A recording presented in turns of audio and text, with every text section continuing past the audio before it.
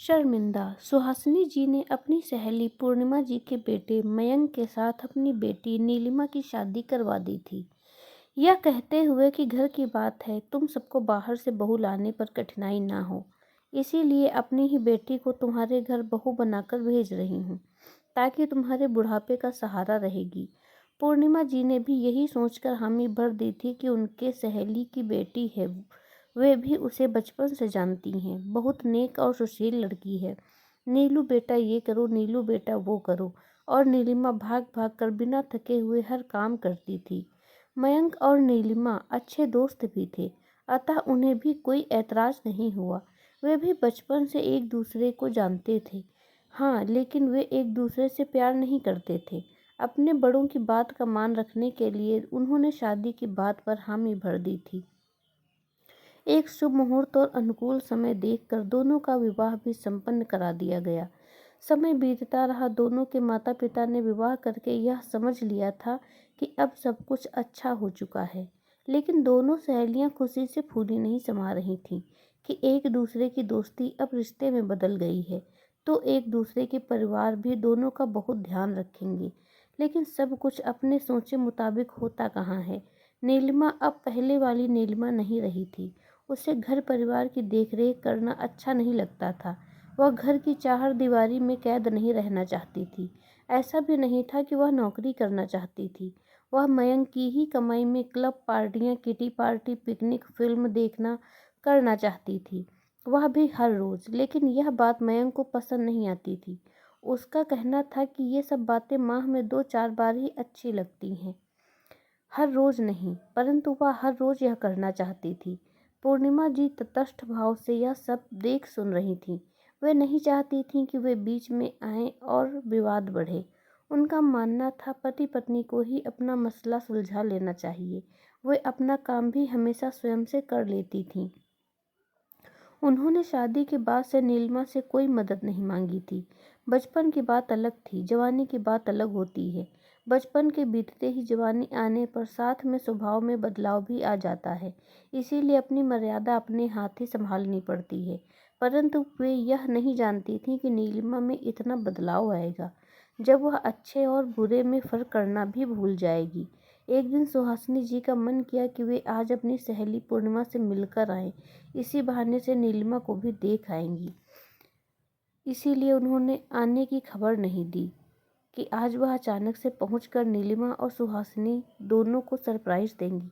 लेकिन जैसे ही वह सुहासिनी जी के घर पहुंची तो खुद ही सरप्राइज होकर रह गई थी। उनकी बेटी नीलिमा चीख चीख कर मयंक से कह रही थी, मैं कोई तुम्हारी या तुम्हारे माता पिता की नौकरानी नहीं हूँ। उनके लिए मैं अपने शौक नहीं छोड़ सकती। वे तो जिंदगी भर मेरी छाती में मूंग दलते रहेंगे। वे कौन सा कहीं जाने वाले हैं, तो क्या मैं अपने बुढ़ापे तक अपने शानो शौकत और सारी इच्छाएं पूरी करूंगी।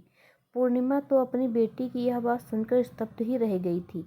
उनके कानों को विश्वास ही नहीं हो रहा था कि यह वही नीलू है जो कभी भाग भाग कर सुहासिनी आंटी किया करती थी और उसकी हर मदद करने को तत्पर रहती थी। मयंक मयंक कहते हुए उसके पीछे दौड़ती थी। आज वह अपनी परवरिश पर बहुत शर्मिंदा थी, यह सोचकर कि वह सुहासिनी जी से कैसे क्षमा मांगे।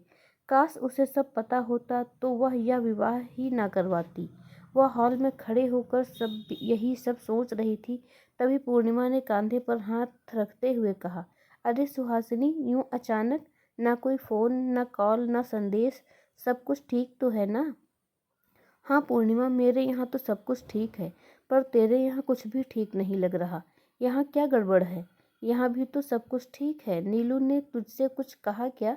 मैं सब कुछ देख सुन चुकी हूँ पूर्णिमा, कुछ भी बहलाने की जरूरत नहीं है। पूर्णिमा मन ही मन सोचने लगी, ये नीलिमा ने क्या शिकायत की होगी। हम सब ने तो उसे कुछ कहा ही नहीं, जो कुछ भी कहा उसने ही कहा। तभी उसकी सोच पर विराम लगाते हुए सुहासिनी ने आगे कहा, वो भला मुझसे क्या कहेगी? उसका मुंह बचा है कुछ कहने लायक? उसने आज मेरी परवरिश को रजाया है। मैं क्षमा चाहती हूँ पूर्णिमा, मेरी हिम्मत तुम्हारा सामना करने को नहीं बची है। आज से मेरा रिश्ता मेरी बेटी के साथ खत्म है। तुम मयंक और जीजा जी का जब भी मन करे मेरे पास मिलने आ जाना। मैं अब इस घर दोबारा नहीं आऊँगी। नीलिमा यह सब सुन देख कर अवाक रह गई। इसका भी खुन्नस उसने पूर्णिमा पर ही निकाला। ये कहते हुए पड़ गई, आपके कलेजे में ठंडक।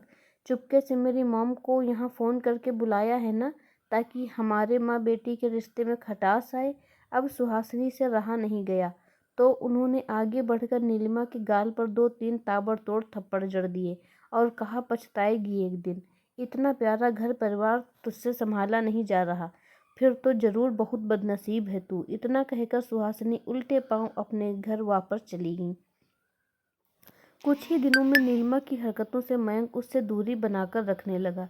इस तरह नीलिमा डिप्रेशन का शिकार होने लगी।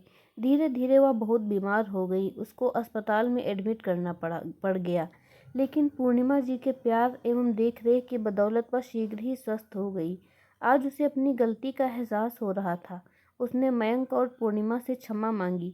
अपने किए पर वह बहुत शर्मिंदा थी। सुहासिनी जी ने तो एक फ़ोन कॉल भी नहीं किया था। पूर्णिमा को जब ये एहसास हुआ कि नीलिमा अपने माँ के लिए भी बहुत परेशान है, तब उसने सुहासिनी से रिक्वेस्ट की कि वह एक बार उससे मिलने आ जाए। पूर्णिमा की बात का मान रखकर सुहासिनी पूर्णिमा से मिलने आ गई। यहाँ आकर उसने देखा तो सब परिदृश्य बदला हुआ था। पूर्णिमा ने आंखों के इशारे से कहा, अब सब कुछ ठीक है। नीलिमा ने अपनी माँ से क्षमा मांगते हुए कहा, मुझे माफ़ कर दो मॉम, मैं अपनी हरकत पर बहुत शर्मिंदा हूँ।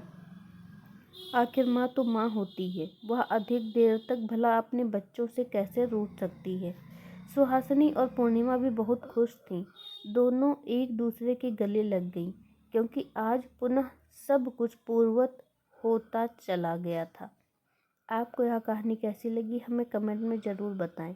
मिलते हैं अपनी अगली कहानी में, तब तक के लिए धन्यवाद।